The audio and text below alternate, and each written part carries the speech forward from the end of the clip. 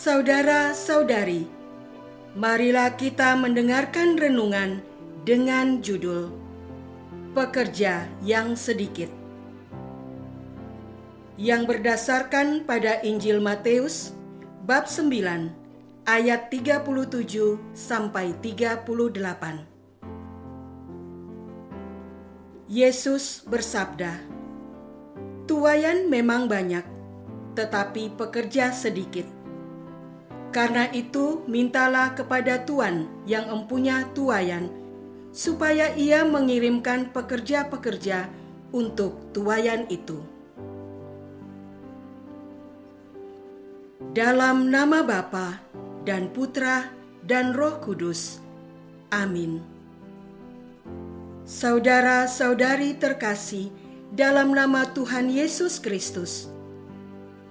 Pada suatu hari, Yesus sedang berkeliling untuk mengajar dan mewartakan Injil. Dibawalah kepadanya seorang bisu yang kerasukan setan. Setelah Yesus mengusir setan itu, orang itu bisa berkata-kata. Heranlah orang-orang yang menyaksikan langsung peristiwa tersebut. Kata mereka, "Peristiwa ini belum pernah terjadi di Israel." Namun orang Farisi berpendapat berbeda. Mereka berkata, "Yesus mengusir setan dari orang itu dengan kuasa penghulu setan." Yesus melanjutkan perjalanannya ke semua kota dan desa.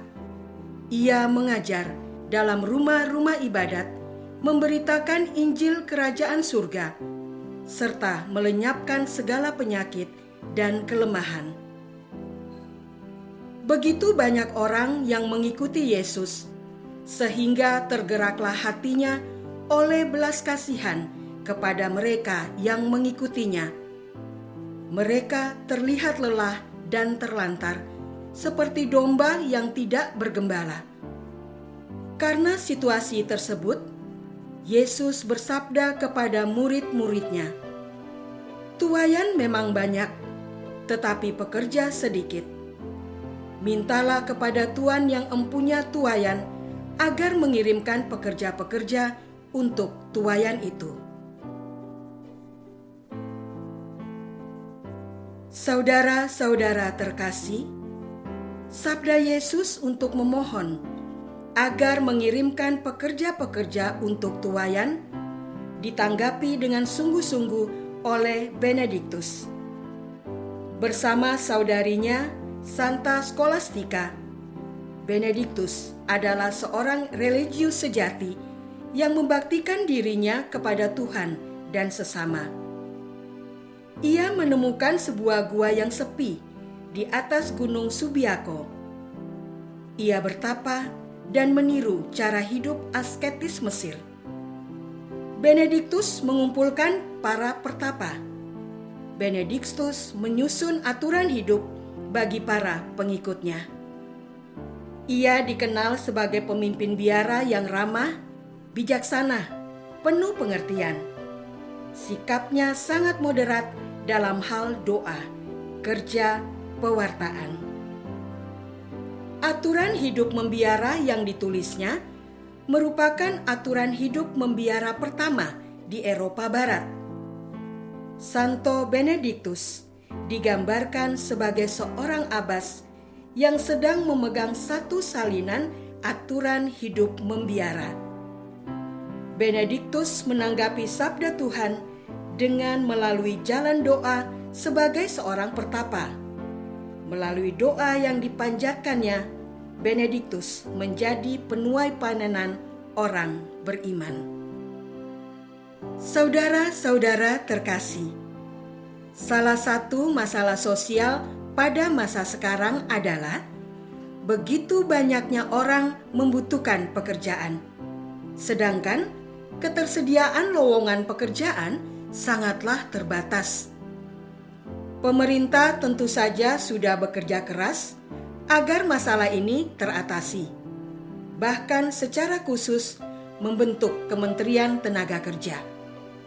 Berbagai proyek pembangunan pun dilaksanakan agar banyak orang mendapatkan pekerjaan. Pada intinya, setiap orang membutuhkan pekerjaan agar mendapatkan uang untuk mencukupi kebutuhan hidup sehari-hari maupun untuk mendatang. Berbagai upaya pun ditempuh dengan melanjutkan pendidikan ke jenjang yang lebih tinggi, dengan menambah keterampilan dan kompetensi, dengan memperluas pengalaman kerja. Semua manusia tercekam untuk bekerja agar mendapatkan uang. Yesus pun ikut mengambil bagian dalam memecahkan masalah sosial ini. Yesus membuka lowongan pekerjaan di dalam kerajaan surga, yaitu sebagai penuai panenan. Bukan panenan hasil sawah ladang, tetapi panenan orang-orang yang bertobat, mereka yang kembali kepada Tuhan. Berkembangnya gereja hingga ke seluruh dunia. Semakin banyaknya baptisan umat Allah yang perlu pengembala. Saudara-saudara terkasih, begitu banyak orang yang mengikuti Yesus kemanapun Yesus pergi. Tentu saja, Yesus terharu atas situasi tersebut, sekaligus Yesus jatuh kasihan. Orang banyak itu begitu berharap akan kehadiran Yesus. Mereka menantikan berbagai mujizat yang dilakukan Yesus. Dengan pengharapan, mereka juga akan mengalami sendiri mujizat itu.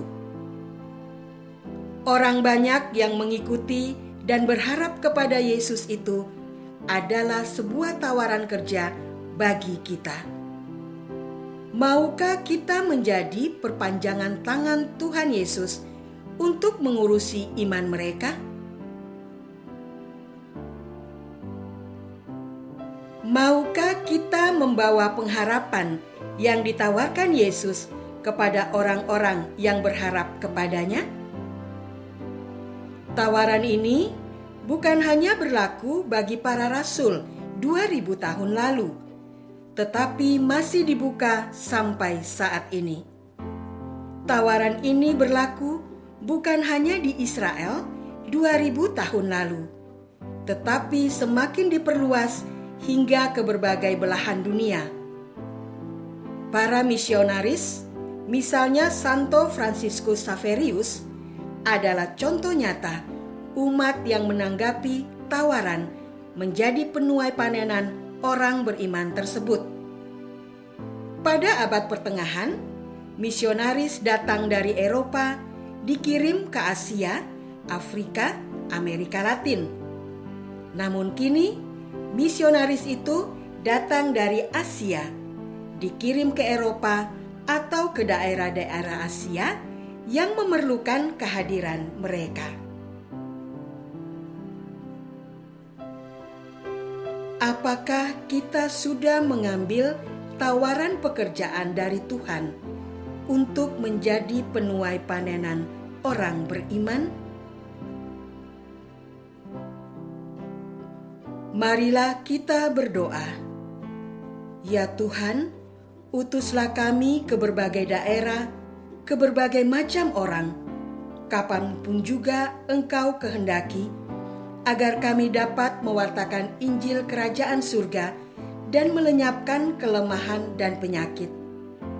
Semoga dengan demikian kemuliaan Tuhan semakin besar. Engkaulah Tuhan kami, kini dan sepanjang masa. Amin. Semoga kita semua selalu dinaungi dan dibimbing oleh berkat Allah yang Maha Kuasa, Bapa dan Putra dan Roh Kudus. Amin.